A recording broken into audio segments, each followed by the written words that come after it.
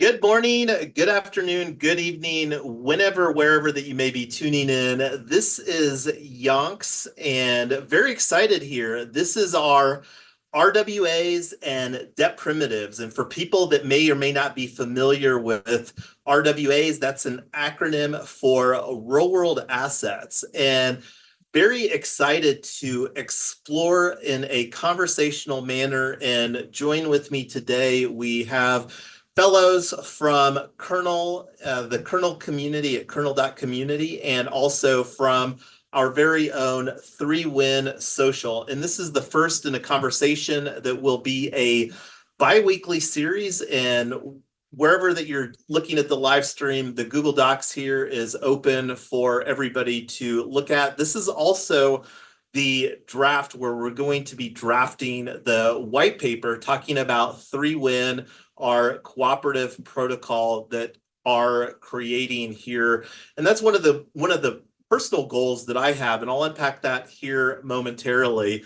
But wanting to start off with some brief introductions, and if you can help Tyler facilitate the introductions, I'll kick it off, then you can do the conversation, and then if you can pass that around the participants here, and if you don't want to open up your mic and do an introduction, then we'll skip along the conversation. Is that something that you can help with, Tyler?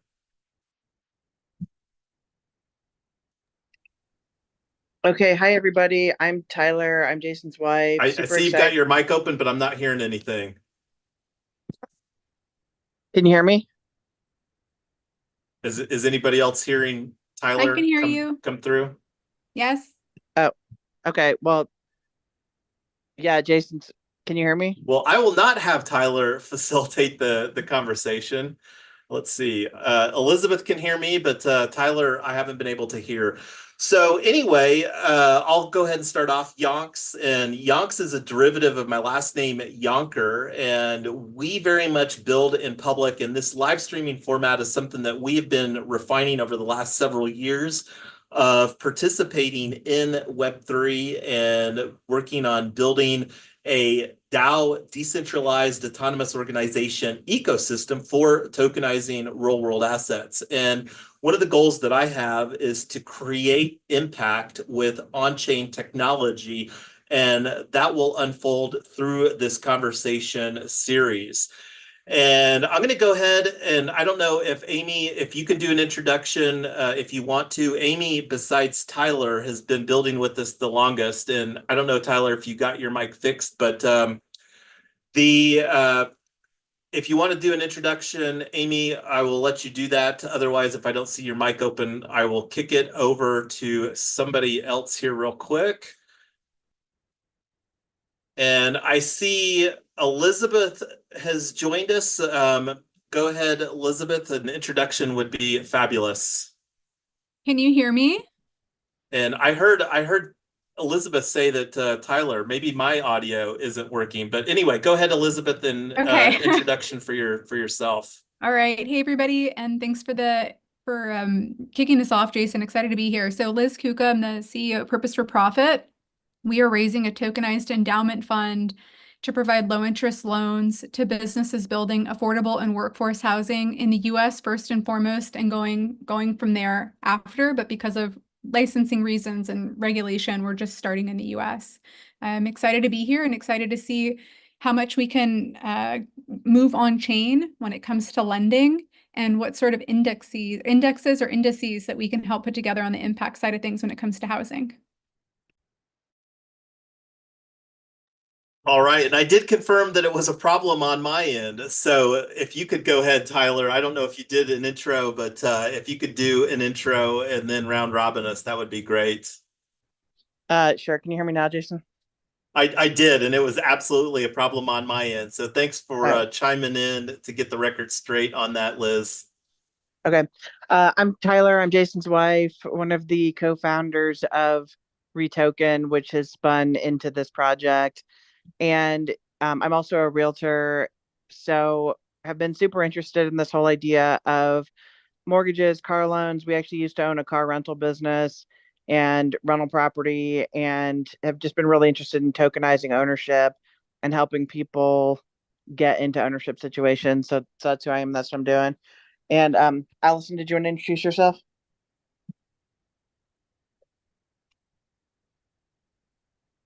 Okay. Oh, Oh yeah. Oh yeah. Go ahead, yes. Allison. Sorry. Allison Charter-Smith. I'm out of California, just part of the kernel, network that I attended. But I'm really interested in the RWAs. I come from the DAO sort of world, originally back in Web 2 in Silicon Valley for a long time, but now just really interested in sort of this whole topic. So I'm just listening. Okay, awesome. Jean, did you want to introduce yourself?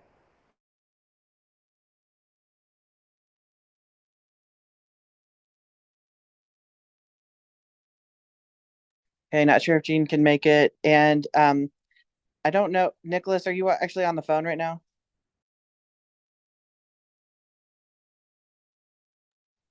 Okay, and Sister Compassion, did you want to introduce yourself?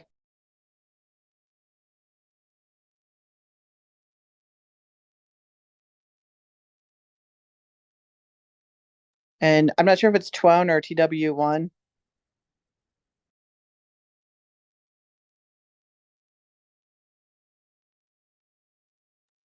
All right. Well, I think that that's good for the introductions. And so, starting with why. So, one of the whys that we have whenever I started personally going down some of the crypto rabbit holes back in April of 2021, I really started seeing, and there's a lot more history surrounding our own story that I'm not going to unpack here today. But one of the solutions that we're wanting to create tokenized real world assets for is a pretty unique niche. And I don't know if people here, fellows within kernel community, have unpacked the craft of Gigs Go Green. And we're positioning Gigs Go Green as a movement for gig workers, primarily Uber and Lyft drivers. And I got so burned out as an IT professional, uh, got into IT before the dot-com crash from 98 to 2018. So I did IT as a network engineer for almost 2 decades and got so burned out in 2016 after getting laid off from a corporate job, not once, but that was the second time that I got laid off, that I started driving for Uber and Lyft in 2016. And since then, I've personally done over 12,000 trips as an Uber or Lyft driver. And one of the things that we have seen is, I like to say that Uber and Lyft are some of the best examples of an attract and then extract platform economy model in the 21st century. And what do I mean by attract and extract? They attract the passengers, attract the drivers, and then in their shareholder primacy, they raise the rates to the passengers, decrease the pay to drivers. And one of the things that was very frustrating, I'd literally done thousands of trips when Uber and Lyft did their initial public offering, that as a driver, I wasn't even able to participate in their pre-launch IPO price because of broken traditional finance and capitalism models that's very rampant in America today. So creating Gigs Go Green for the primary benefit, these synergistic cooperatives for Uber and Lyft drivers. So I wanted to just provide that for some perspective as the underlying why of what we're doing here. So moving on, talking about what are debt primitives. And I like to say that debt primitives are, at least in today, and again, this is prefaced from a pretty myopic view, participating here in the US. I like to say that some of the predominant debt primitives, and this is one of the opportunities from a content tilt that I believe, because like if you go over here, and I'm going to just open up an incognito window and go to Google, just for the sake of unpacking what I mean by conversation here, debt primitives. So I'm going to put a quote around this. Well, and look, the kernel community conversation is the first one that shows up. And I don't think that there's a lot. Like you look here at the search engine, there's literally only 5 pages of content that shows up. So to me, this is a unique opportunity to really create content around answering the question, what are debt primitives? And because you think like, based upon some of the preliminary conversations that I've had with people, even after we had the financial collapse in 2024 or 2008, 2009 with the mortgage debacle, here in 2024, the mortgage is still a paper shit show. And it hasn't really gotten any better. And the opportunity, again, to replace some of these debt primitives like the mortgage process or potentially vehicle loans with on-chain technology is a great opportunity. So this is something that we're wanting to create content about in our content marketing strategy with what we're building at Triple Win Foundation, 3Win Social. So does anybody want to chime in some thoughts as far as this idea of positioning debt primitives as mortgages and vehicle loans?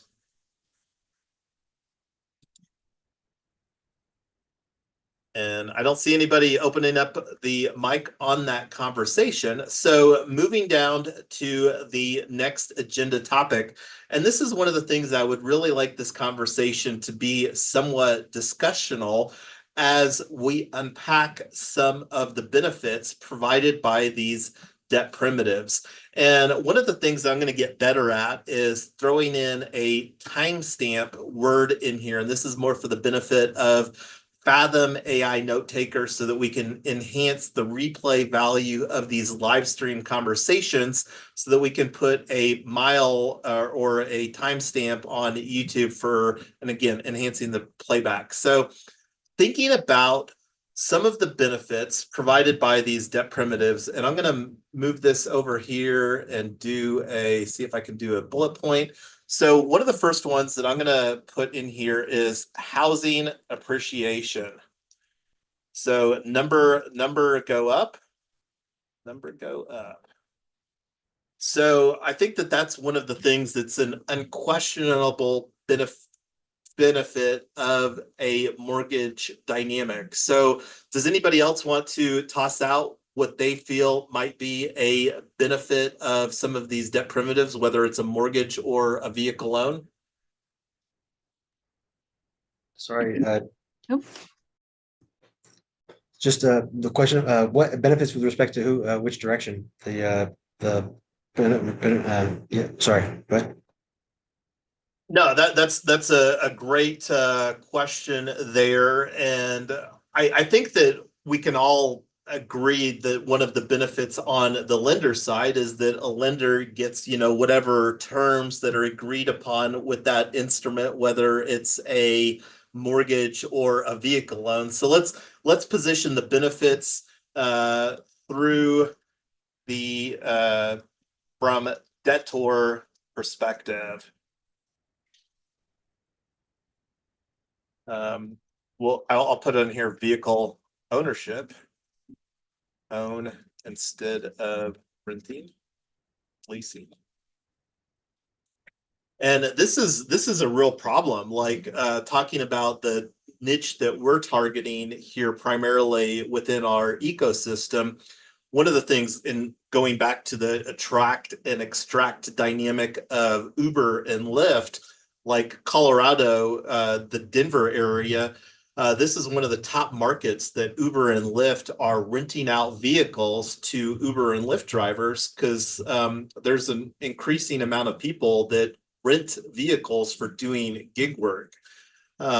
So, and whether that is of a large value when you're talking about a vehicle that's getting driven for Uber or Lyft, that asset depreciates pretty quickly. But does anybody else have some more thoughts as far as some benefits of from a debtor perspective of a mortgage or a vehicle loan? And I see Elizabeth has mic open. Go ahead, Liz. Well, Yeah. Okay. Go ahead, Tyler. I think the biggest, probably the most obvious one is being able to finance things over time.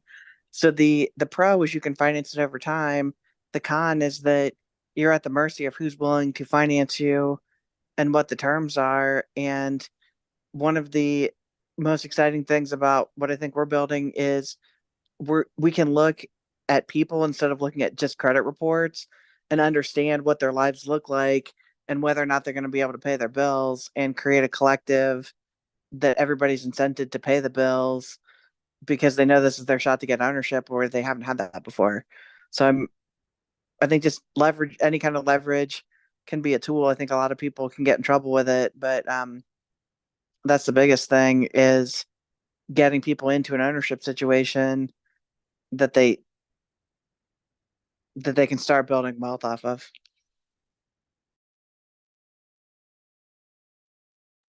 Yeah, a couple of adds to what was shared.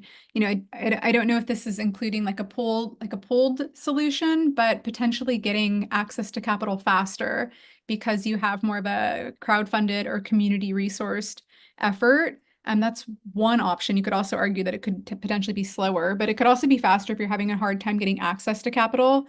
An additional way, this is also values based, is that instead of borrowing from a bank or a larger institution, you know, you're borrowing from a values aligned organization. So again, this is very biased, and then I'm making a lot of assumptions here that this is more of like a pooled collective effort and how this is being done.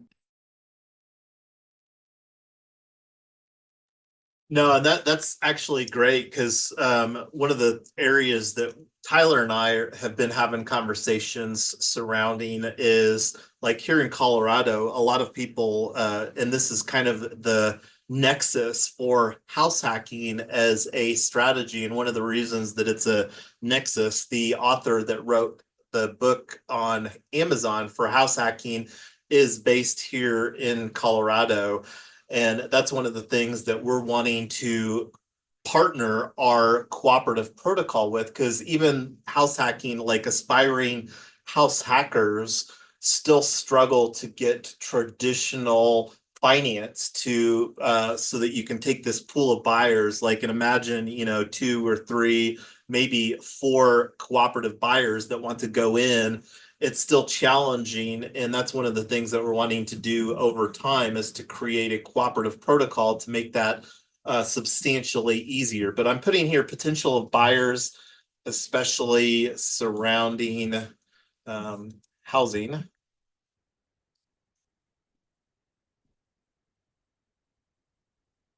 So we've got 4 things listed. So some of the benefits, can we think of any other benefits of mortgage or vehicle loans, primarily from the debtor perspective? And just having some confidence and security and having some hypothetical entity that's backing you and that being a pocketbook of some sort is very beneficial. So that's kind of something that may not be tangible enough to list.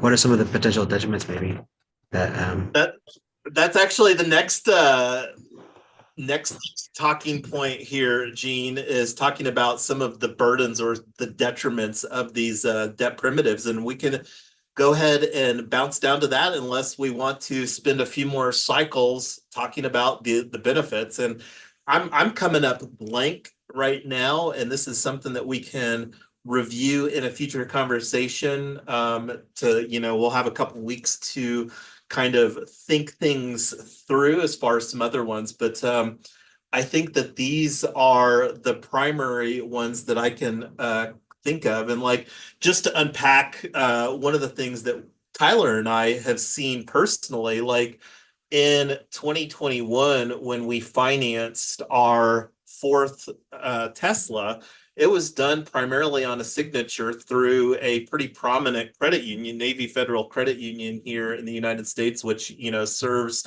the military and other branch of services here. And when we went to reapply not reapply, but apply for another vehicle loan more recently, due to changes that have occurred within the banking system, it was difficult. Like they wanted a substantial more amount of documentation. And I don't know if I can't even remember.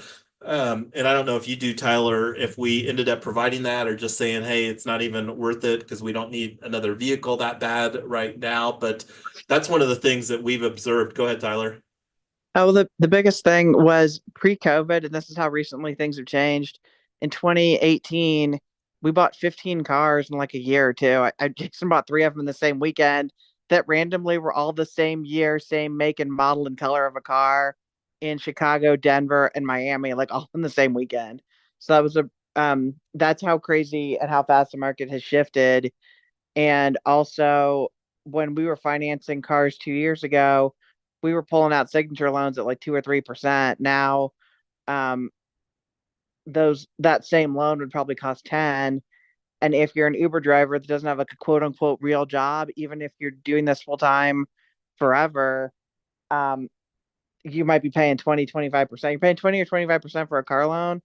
You're going to end up financing it for like 9 years, and it doesn't really help you get out of poverty. And that's the bigger picture of what we're trying to say is to get people into ownership. The ownership terms still have to be reasonable, and that's what we want to create.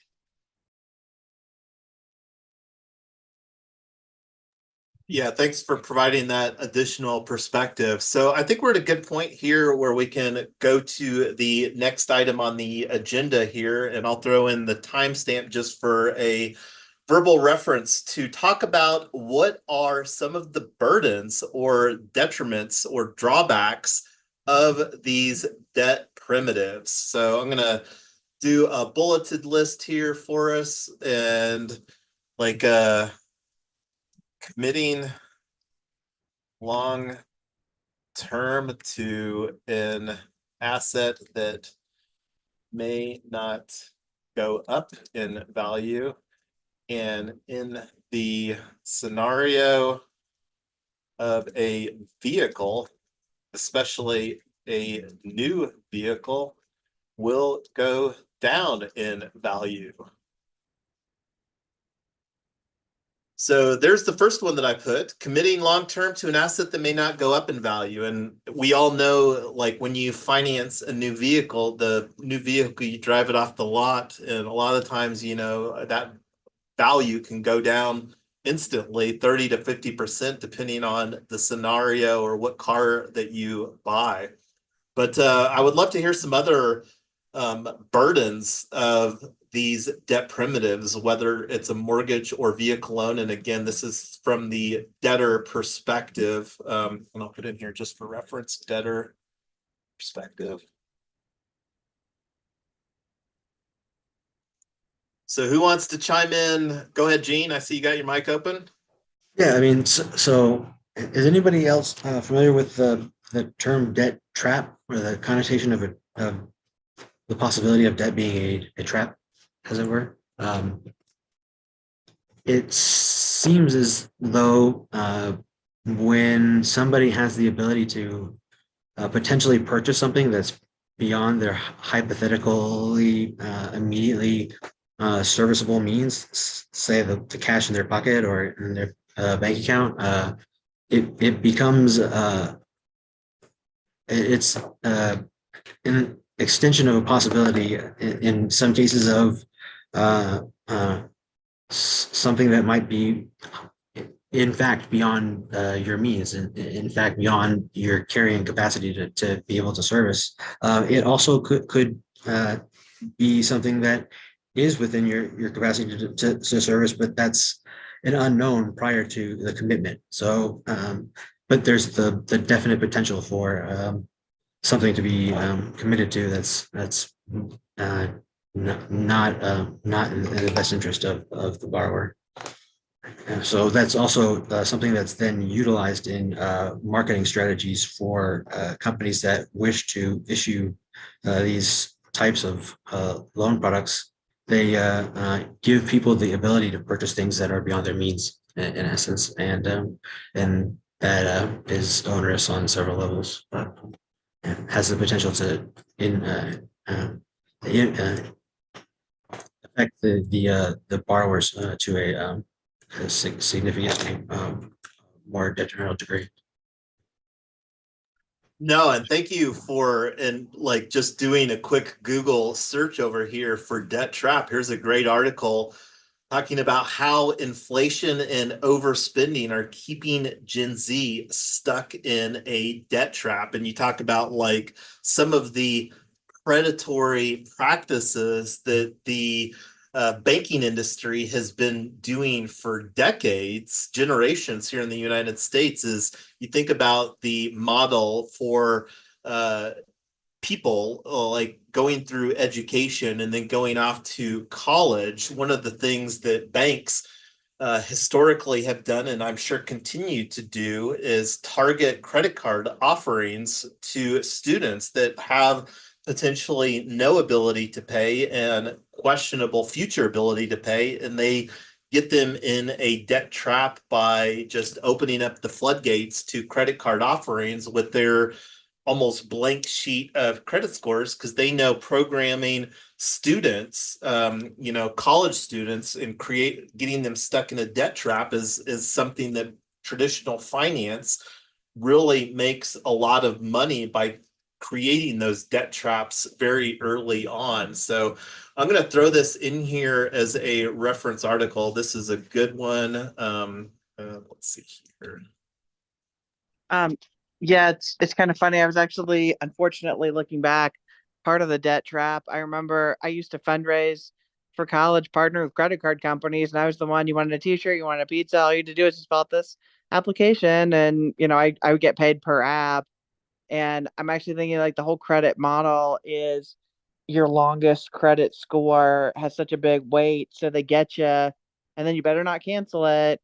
And it's just pretty crazy to think about.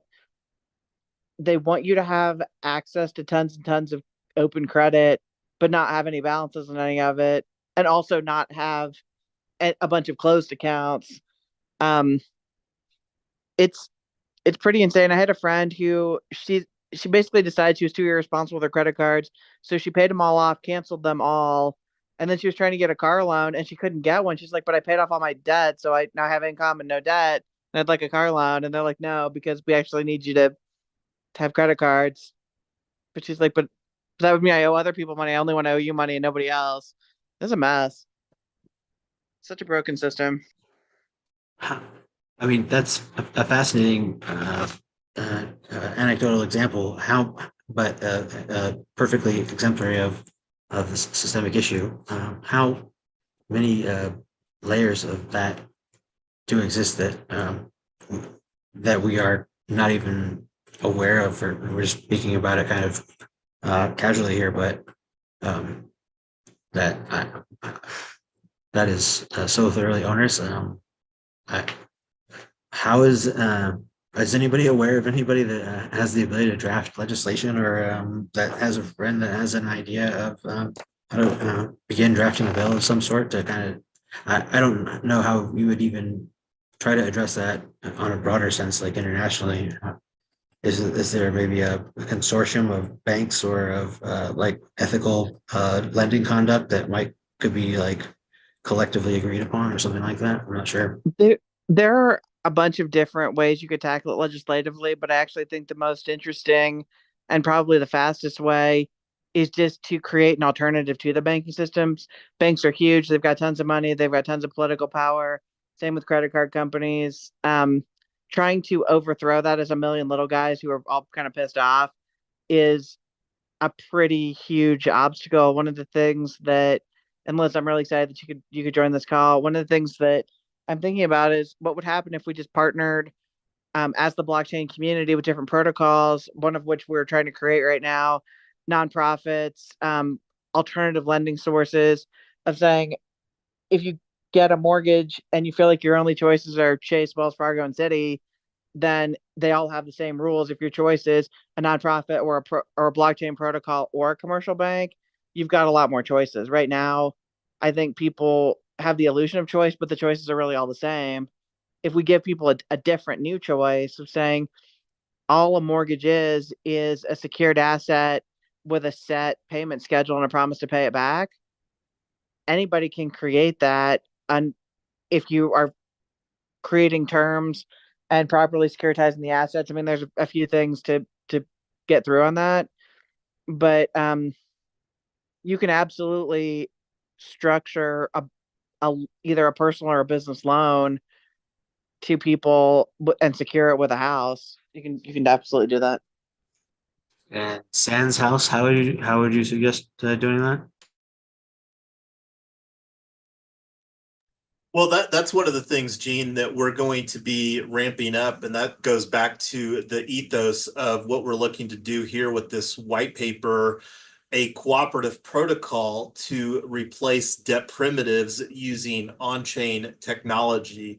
So we've got, and I'm not going to unpack our execution strategy because that would really like that's a ongoing conversation, but we have I think a pretty refined go-to-market strategy. And again, the niche that we're focusing on are gigs go green, this movement that we're creating for gig workers. But going back to the debt trap, I'm really glad that you brought that up, Gene, because I think that that's something that we can absolutely create content surrounding. I mean, here's a book talking about the debt trap, how student loans became a national catastrophe. And I don't think that we've unpacked the unfolding of this catastrophe yet, because it's an ongoing opportunity of, on-ramping students into questionable value. And you can see some of these other books related, the student loan scam, and, just creating this debt trap, whether it's just student loans themselves, but also just amplifying that with, we already talked about how banks, traditional finance, are just amplifying that, and it's enabled in tandem here in the United States through the US government and just societal norms like, hey, go to college so that you can get a good job. And I'm somebody that has personal experience from bucking that trend, but I was at the right time at the right place, got into IT before the dot-com ramp up, and I'm kind of an anomaly as a Gen Xer. Most of my generation aren't digital natives, but with the access that I had early on to technology, I was a digital native, which is not normal. Most digital natives are millennials and, of course, Gen Z. So going back, I'll add this here later, that book there, but talking about some of the other detriments or burdens. I mean, one of we talked about committing long term, and life circumstances can change dramatically, and it's sometimes really hard, like especially thinking about a car loan, and like the niche that we're wanting to create, real world assets around, like Uber and Lyft drivers. A lot of people that do gig work aren't especially driving Uber or Lyft. It's more of a transitional thing. Most people that are driving don't aspire to do Uber or Lyft on a longer term basis. So the thinking about getting a 5 or 6 or 7 year car loan and then just driving that car into the ground by driving, 1,000 to 1,500 plus miles a week as a full-time driver. So life circumstances can change dramatically over the course of a debt burden life cycle.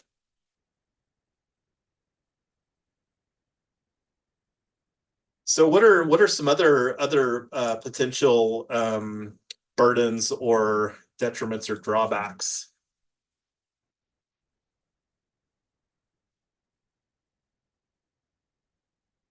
I think one of the big ones is when you're dealing with a commercial lender, everybody fits in a box. And if you are late on your car payment, you get late fees and then you get repossessed.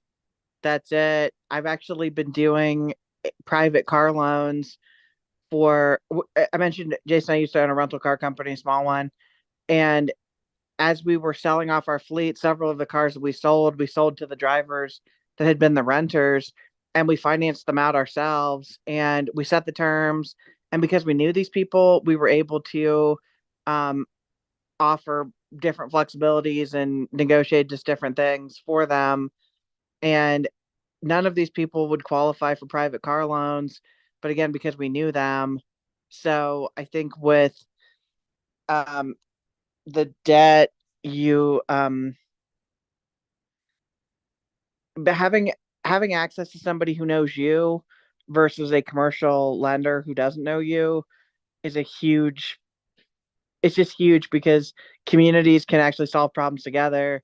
Otherwise, you're just relying on a spreadsheet and you're either making your payment or you don't. There's no flexibility. So that's one of the things that I think is really interesting about some alternative debt opportunities.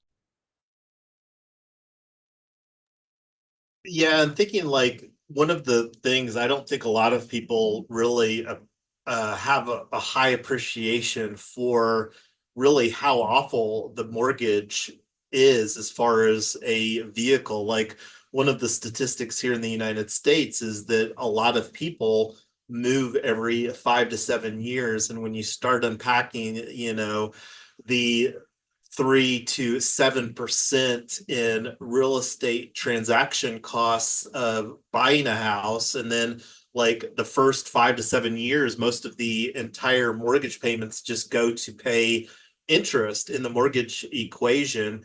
Like, that's one of the challenges that the fluidity in today's society, the mortgage isn't necessarily, and that's one of the things that we've seen, and just the number that through appreciation, and that we as a society aren't building enough housing to accommodate the people. And then one of the other things that's happening, as far as a contributor to the housing costs go up, is that baby boomers are living longer than a lot of people were expecting. And not only that, but they're continuing to live in houses that they own, which are more houses, but not going to unpack that. But do we have any other bullet points that we want as far as burdens, detriments? I think that we got 3 really solid ones. I mean, we could do a super deep dive just unpacking like debt trap. And I think that there's been an absolute tsunami of content that's probably written around debt traps that exist in societies. And it doesn't look like it's isolated to, like, here was an article that I was looking at Global Times, because you talk about Africa, one of the continents that is could potentially, or has one of the largest growths of populations, and will likely have a substantial amount of economic impact. This is one of the things that is an opportunity. So it's not just a opportunity to solve problems here in the United States, but it's absolutely a global opportunity to create better solutions, I think, using on-chain technology compared to some of the debt primitives that we as society have created in the last several generations. And I don't think it's just the last several generations, because it sounds like the mortgage as a tool is something that was kind of revitalized at some era. But anything else that we want to itemize here on some of the burdens or detriments before we talk about or move up the last item on the agenda here today? All right, I don't see anybody opening up the mic. So one of the things that I didn't unpack here in talking about the why is I actually got the idea for calling this white paper a cooperative protocol to replace debt primitives. The debt primitives was an idea that I got when was unpacking some of the kernel conversation about and this goes all the way back into May, and that's one of the things that, like, I even made some reference over here, and I'll open this in another tab if anybody wants to take a look. I'll show this real quick because I actually did a post on Farcast or on Warpcast when I had this idea back in May 30th, and that's right in line when was going through this. So received the inspiration for this white paper title when watching Debt the First 5,000 Years. And here's a link. I'll throw this in the Zoom chat for everybody as well. But what I was wanting to see, Tyler and I host a Saturday morning book club, and Amy is one of the longtime participants. But one of the things that we kind of agreed on is that it probably doesn't make sense to do this particular book. And we actually are just finishing up here this next Saturday. And if anybody's interested in participating on that, on Saturday, the Algebra of Wealth, we're finishing up the final section of Chapter 4, Diversification, which is going to delve into real estate, which is very much aligned with this conversation. But I would be interested in being intentional about facilitating. And one of the fun things that we do with our book club is we don't actually do homework. We actually listen to the audio book and then for about an hour, and then have a conversation with friends for about an hour. And this is a longer book. This is the updated and revised edition that was refreshed in September of 2015 is when this Audible release date is. But I would be absolutely open to facilitating a social audio conversation where we collectively go through this book. And then that would also give us some talking points to have within our conversations. But I'll take that conversation. I'll let you all ponder that. Most of the people participating here today are fellows within Kernel Block 9, but we've got a few minutes if anybody wanted to chime in some final thoughts before we bring this conversation to a close. I want to be respectful of everybody's time. And on that note, I will stop talking.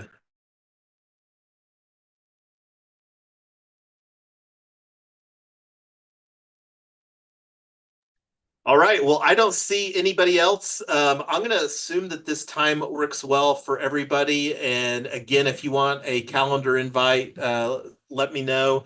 DM me on Slack, and I'll get you included. I threw out a calendar invite at the 11th hour, but that'll be a placeholder on that opted into the Let Us Meet. But yeah, if you want a calendar invite, let me know and I'll get you added to the biweekly reoccurrence of this. So the next one, looking at it, I don't have the calendar in front of me, but it'll be 2 weeks on Tuesday, same time, same format. And then we'll do some deeper dives. And the question that will float around is potentially doing the book club for debt, updated and expanded the first 5,000 years. So the opportunity of doing that in a biweekly cadence as well, that is on the alternating week of the conversation. I'm kind of liking that idea myself. But anyway, I'm going to go ahead and stop the share and